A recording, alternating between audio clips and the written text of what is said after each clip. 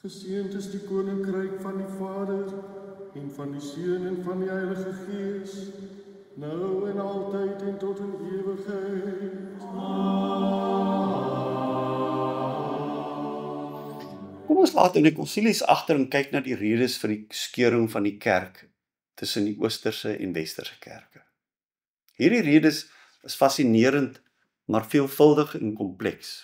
Geopolitiek het ewenseer 'n rol daarin gespeel as die opkoms van Islam en die invloed van die woestynvaders in die Ooste saam met die heilige Augustinus en ander se meer rasionele benadering tot die ideologie in die Weste.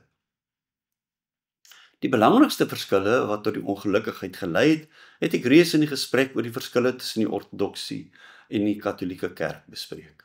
Die sogenaamde filioque toevoeging oor die Heilige Gees tot die Nisiaanse geloofsbelijdenis.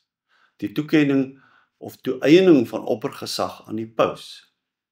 Sekere liturgiese praktyke soos die gebruik van ongesuurde deeg in die maak van die eucharistiese brood. Die katholieke leer van die vagevuur wat eers later formeel gemaak sal word. Die ortodokse beskouing is dat die kerk van die Weste haar rug gekeer het op die fronema in die tradisie van die kerk. Wanneer die skeuring gebeur? Ekskuus tog. Die datum van 1054 word gewoonlik gegee toe die Katholieke die inisiatief geneem het deur die patriarg van Konstantinopel te ekskommunikeer en laasgenoemde dieselfde gedoen het met die paus van Rome. Maar dit was eintlik 'n baie meer geleidelike vervreemding wat waarskynlik reeds in die 9de eeu begin het en finaal gemaak is eers in 1204 met die plundering van Konstantinopel tydens die 4de kruistog. Voor ons voortgaan om te kyk na die lotgevalle van die verskillende dele van die kerk, moet ons praat oor die finale groot debat in die kerk, die oor die hesigasme.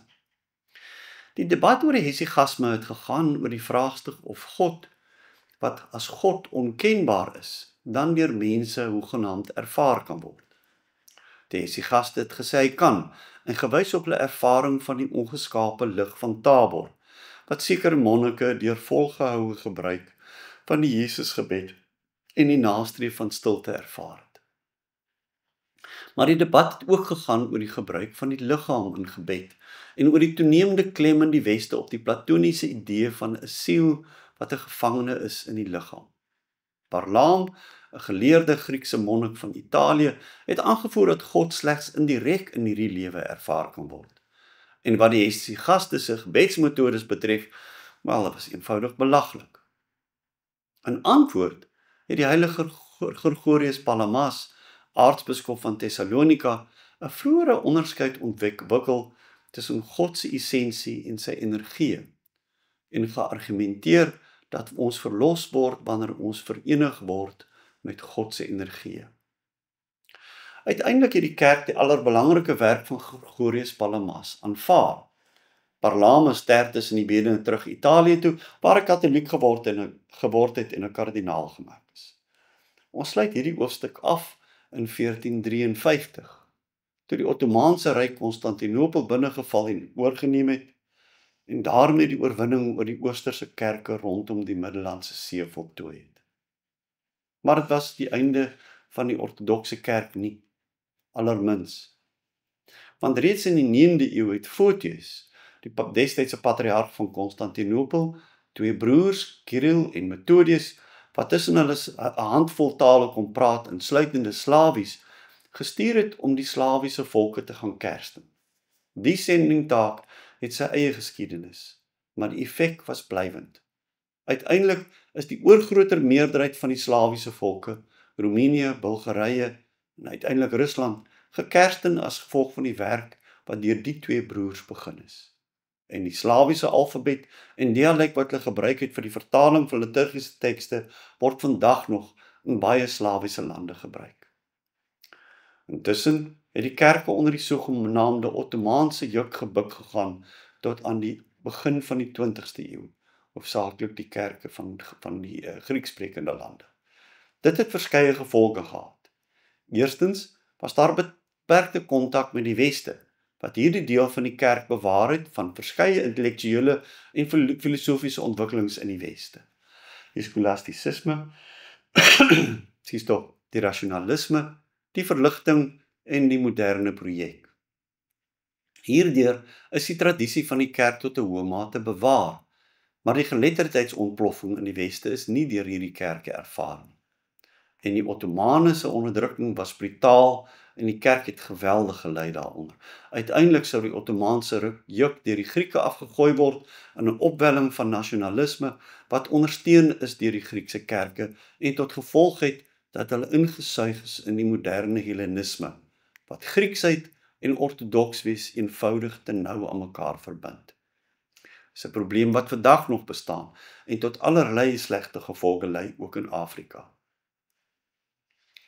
Wat die Russiese kerk betref, is dit tot 'n mate beskerm teen die protestantse invloede tot die 17de eeu, toe Pieter die Grote sy droom begin verwesenlik het om Rusland se gesig na die Weste te draai en die kerk effektief 'n staatsorgaan gemaak het.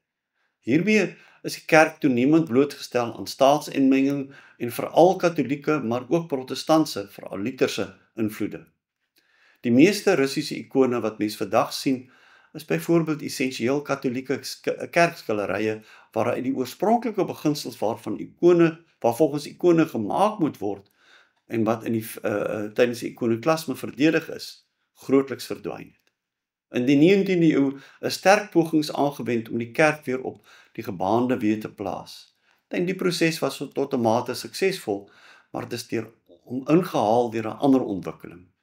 Die ateïstiese kommunistiese revolusie van die vroeë 20ste eeu, wat die Russiese kerk in 'n dal van doodskading en verskrikking sou dompel vir ongeveer 80 jaar. Na die inploffing van kommunisme het die kerk in Rusland weer gedei en vandag word ongekende moeite en hulpbronne bestee aan die uitbou van die kerk. Maar helaas is daar ook in Rusland vandag weer 'n te noue band tussen staat en kerk en is daar in sekere dele van die kerk 'n nasionalisme te bespeur wat ewe onrusbarend as die in die Griekse kerke. Mens sou nie die hele verhaal vertel as jy nie sê dat die kerk in Amerika gestig is deur Russe nie, wat die land via Alaska gekersten het. Vanweë die onderdrukking van die Russiese kerk en die grootskepse immigrasie na Amerika van mense uit ortodokse lande in die 18de tot die 20ste eeu, is daar vandag ortodokse kerke uit haas elke ortodokse land in Amerika werksaam.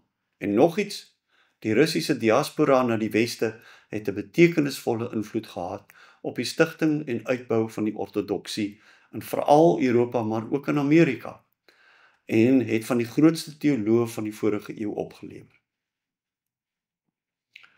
Ek sluit af. Wat is die toestand van die kerk vandag? Ek noem net 'n paar dinge. Daar is 'n beduidende groei in die kerk in veral Amerika. Daar is geweldige, intense en langdurige vervolging van ortodokse Christene in die Midde-Ooste, in Sirië, Libanon, Israel, Egipte en ander lande.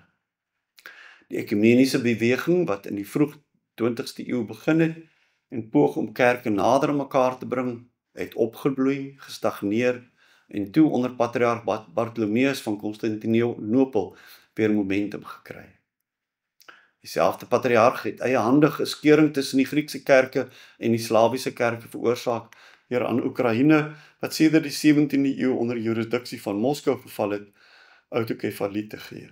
En dit aan 'n groep mense wat hy self vroeër as skismaties bestempel het en wat vandag lustig meedoen aan die vervolging van die ware ortodokse kerk in die land. Maar hierdie skeuring het daartoe gelei dat die ortodokse kerk 'n paar jaar terug 'n eksargaat in Afrika tot stand gebring het. Dit was en bly 'n kontroversiële skuif, maar een wat nuwe stiekrag aan sendingpogings in Afrika gegee het.